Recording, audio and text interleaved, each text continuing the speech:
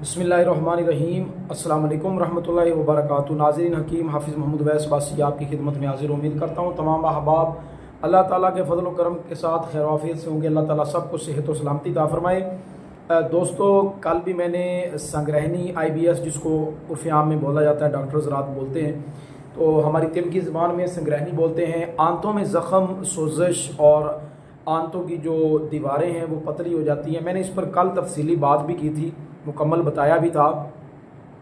तो इसके लिए आज मैंने एक छोटा सा नुस्खा आपको बता रहा हूँ, काम करने वाला नुस्खा होगा। आप इस्तेमाल करके देख लें, आपको आइडिया हो जाएगा इंशाल्लाह कि ये काम करता है या नहीं। बहुत अच्छा काम करेगा इंशाल्लाह वल अज़ीज़, आपको आराम भी आएगा।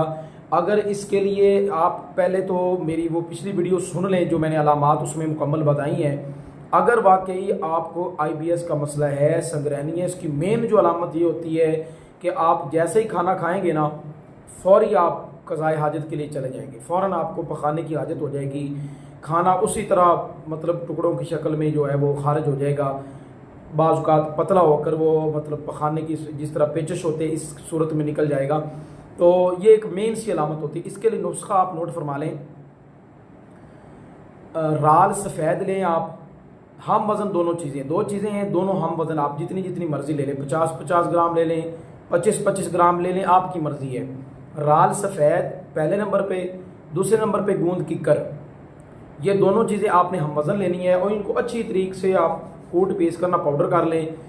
अब इसका जो इस्तेमाल है ना, वो कम अज़ कम आप 2 से 3 माशा सादा पानी के साथ इसको इस्तेमाल करना शुरू करें। रोटी बंद कर दें, उसकी जगह पे आप दलिया है, खिचड़ी है, चावल, दही है, यानी उबले हुए चावल आप उनकी जो पिच निकाल कर, पिच हमारी ज़बान में बोलते हैं, वो जो लेसदार पानी होता है वो निकाल के उसको सादा पका लें, उस पर दही डालकर वो इस्तेमाल कर ले। मैं कहता हूँ कमाल का ये नुस्खा है, आपकी आंतों के ज़ख्मों को भरने के लिए कमाल की चीज़ है। तो ये आप इस्तेमाल करें, दुआओं में याद रखें। अस्सलाम वालेकुम रहमतुल्लाहि व बरकातुहू।